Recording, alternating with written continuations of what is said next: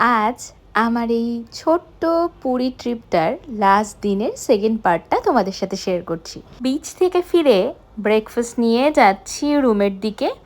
এইবার সকালের ব্রেকফাস্টটা সেরে আবার বেরিয়েছি একটুখানি মার্কেটিংয়ের উদ্দেশ্যে। হ্যালো, আরও একটা নতুন সকাল, সঙ্গে আমার নতুন দিনের একটা গল্প। তবে পুরী ডায়েরিজের এইটাই শেষ ব্লগ, এরপর তেমন কোনো ব্লগ আর নেই। তবে হ্যাঁ, একটা কোয়ারিজ প্রচুর এসেছে, সেটা হলো বিচ নিয়ে। আমি প্রত্যেকটা বিচের নাম মেনশন করে আলাদাভাবে বুঝিয়ে তোমাদের একটা ভিডিও করে শেয়ার করে দেবো, যাতে নেক্সট যারা যাবে তাদের অনেকটাই সুবিধা হয়। আর একটা এসেছে বুড়ুর খাবারের জন্য। হ্যাঁ, এটা নিয়েও একটা ডিটেল ব্লগ আমি বানিয়ে বলে দেবো কি কি খাবার আমি ক্যারি করেছিলাম আর কিভাবে ওকে আমরা প্রোটেক্ট করার চেষ্টা করেছি। আর এই ট্রিপটা যাতেও কমফর্টেবলি থাকতে পারে তার জন্য আর কি কি সেফটি মেজার আমরা মাথায় রেখেছিলাম। তাহলে তোমাদের যাদের ছোট বেবি আছে আর তাদের নিয়ে ঘুরতে যেতে ভয় পাচ্ছ আমাদেরই মতো, তারা একটু হলেও সাহস পাবে যে কিভাবে একটা ট্রিপ প্ল্যান করা যেতে পারে। আর এই দেখো, একে রেখে কি কেনাকাটা করব তার এক দণ্ড বসার সময় নেই, সারাটা স্টোর হই হই করে ছুটে বেড়াচ্ছে। তবে হ্যাঁ, মোটামুটি শপিং আমাদের ডান। মা আর কাকিমার হাতে ব্যাগ দেখে তো বুঝতেই পারছো বেশ ঝুলি ভর্তি করেই কেনাকাটা করেছি আমরা। যাই হোক, এইবার ফিরে যাওয়ার আগে আরও একবার স্বর্গদ্বারের অপোজিটে যে পুরীর মেইন বিচ, যেটা একদম পুরনো বিচই বলা যায়, যেগুলো আমরা এতদিন ঘুরেছি সেগুলো খুবই নতুন, রিসেন্টলি তৈরি হয়েছে, তবে এইটা একদম প্রথম থেকেই ছিল।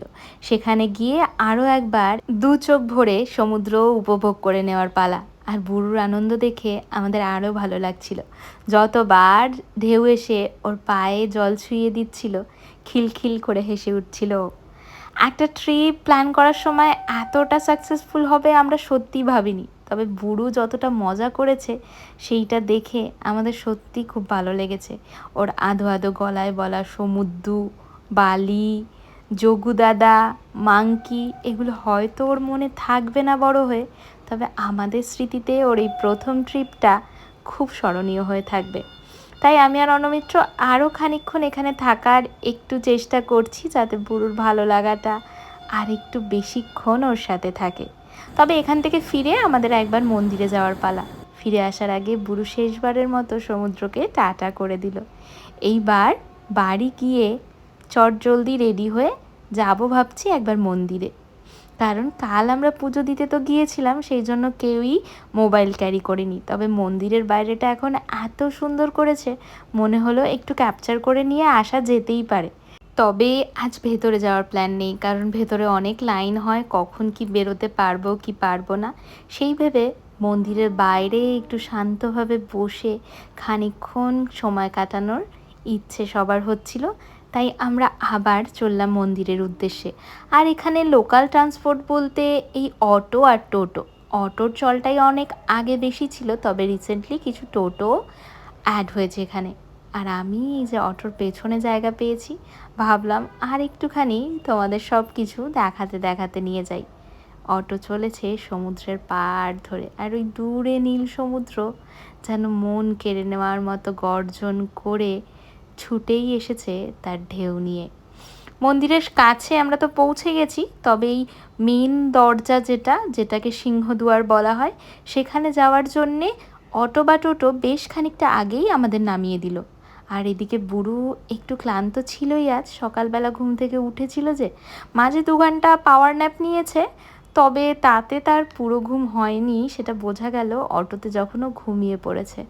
দূর থেকে মন্দিরটা দেখা যাচ্ছিল, সাথে এই যে রথ। তবে এবছর এখনও রথ ভাঙা স্টার্ট হয়নি বলে আমরা জগন্নাথ, বলরাম, সুভদ্রা সবার রথটাই দেখতে পেলাম। আর ওই যে দূরে ওপরে ধ্বজা উঠছিল, ওটা প্রত্যেক দিনই চেঞ্জ হয়। হ্যাঁ, তোমরা অনেকেই জানো, আবার অনেকে জানে না, তাদের জন্যই আমি একটু একটু করে শেয়ার করছি। আর দেখো কত লোকেরই না সমাগম, চারিদিকে লক্ষ লক্ষ মানুষের ভিড়। একবারে দেখে বোঝা যাচ্ছে না ঠিকই, তবে প্রচুর ক্রাউড। কিন্তু এত সুন্দর শান্ত হাওয়া দিচ্ছে যে ইচ্ছে করছে এখানে বেশ খানিকক্ষণ বসে থাকি।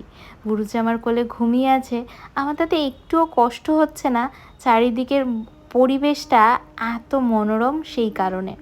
এইটা দক্ষিণ পশ্চিম দুয়ার, এটা হচ্ছে ঘোড়াদ্বার বলা হয়। এখানে ঢোকার মুখে দুটো বড় বড় ঘোড়া দেখতে পাওয়া যায়। এই দিকের বাগান আর চারিপাশটা এত সুন্দর। দাঁড়াও, তোমাদের একটা 360 ভিউ দেখাচ্ছি। এই দেখো, পুরো ঘুরে আসলে এতটাই সুন্দর দেখতে লাগছিল। চারিদিকে স্ট্রিট লাইট, খুব সুন্দর করে সাজিয়েছে মন্দির। আর খুব ওয়েল মেনটেনও, খুব বেশি ঝুটঝামেলা নেই।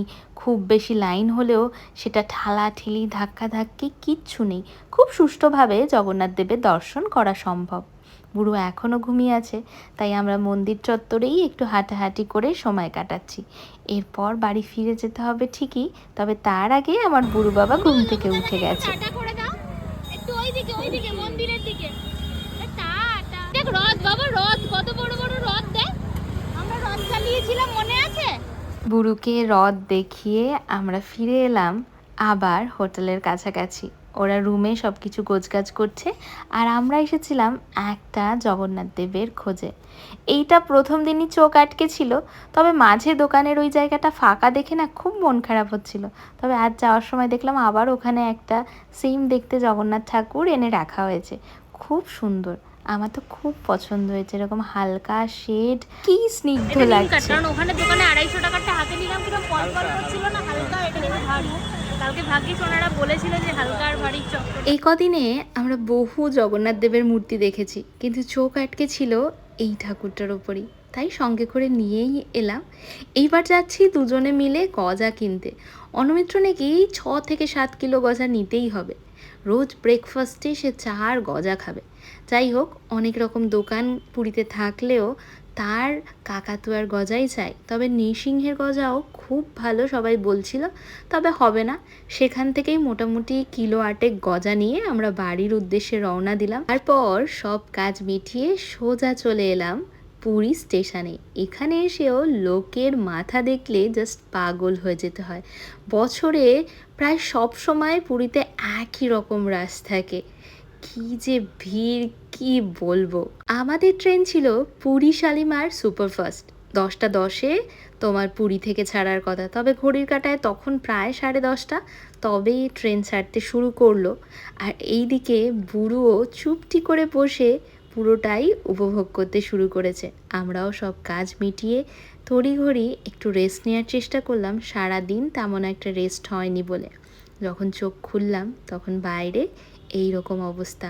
ট্রেন প্রায় 3.5 ঘন্টা লেট। যেটা 7টায় ঢোকার কথা শালিমারে, সেই ট্রেন ঢুকলো প্রায় 10টা 10-এ।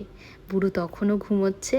আমরা সব কিছু গোছগাছ করে নেওয়ার চেষ্টা করছি, কারণ একটু পরেই নেমে যেতে হবে বলে। আচ্ছা, তাহলে আমাদের পুরী ঘোরার ব্লগটা এখানেই শেষ হচ্ছে। আর তোমরা জানিও তোমাদের আজকের ব্লগটা কেমন লাগলো। যদি ভালো লাগে please do like, comment and share. আবার তোমাদের সাথে দেখা হচ্ছে আমার রোজকার ডেলি ব্লগ নিয়ে, আরও একটা নতুন দিনের নতুন গল্পের সাথে। আজকের মতো আসি, টাটা।